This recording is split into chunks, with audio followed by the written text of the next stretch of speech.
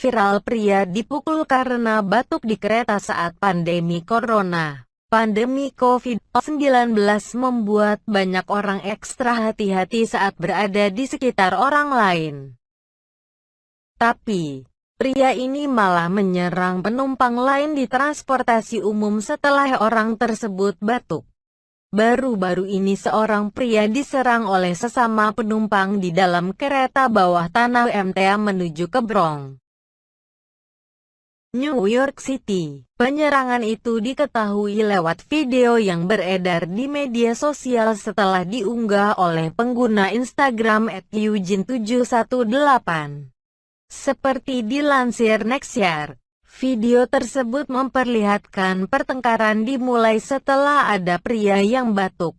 Khawatir terinfeksi virus corona, penumpang yang ada di dekat pria tersebut pun marah dan menyerangnya. "Saya tidak suka memposting seperti ini. Tetapi kamu tahu ini NYC hari ini. Batuk satu sama lain di kereta yang kelebihan penduduk, ini hasilnya," tulis @eugene718.